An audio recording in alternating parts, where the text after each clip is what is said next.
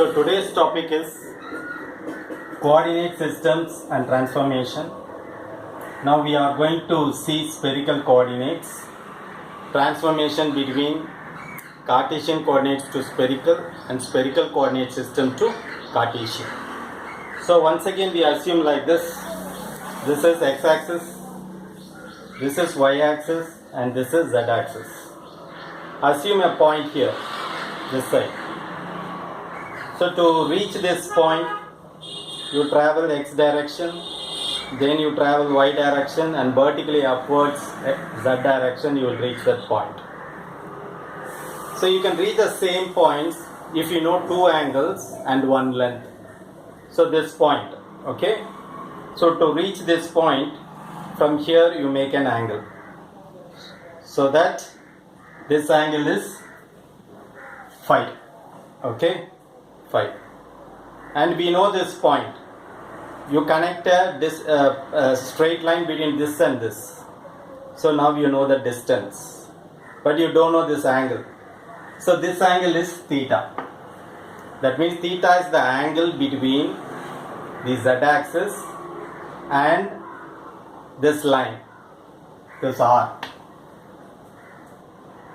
So if you know theta, this phi and this r, you can always reach that point.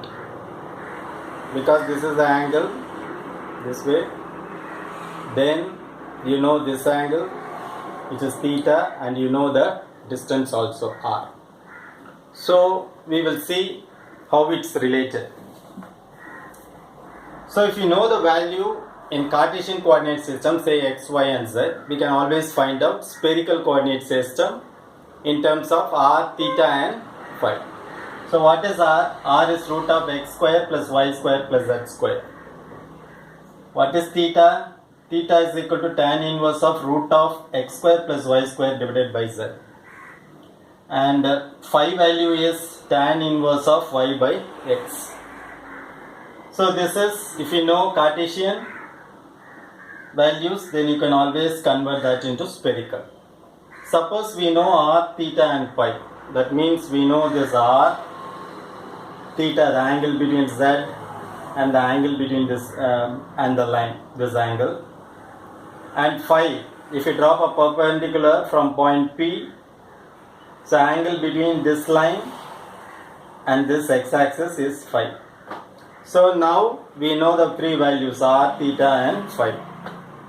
Okay. If you know that, then to find the value for x, r sin theta cos phi. First you compute this, then you will get x. R sin theta sin phi, you will get the value for y. R cos theta, you will get the value for z. So once again, I insist to carry out your calculation with the triple integrals in Cartesian coordinate system, just because it is very easy to compute the limits and other things. But it is equally easy to work with spherical coordinate system also. Only thing is you should be cautious about putting the limits in terms of theta and phi. Upper limit and lower limit, you should be very cautious about putting the upper and lower limit while evaluating the triple integral. So it's up to you to decide which method is easy. Whichever method you carry out, mathematical computations, you should be strong. Then only the answer will be correct. So whatever method you implement, the answer should be same.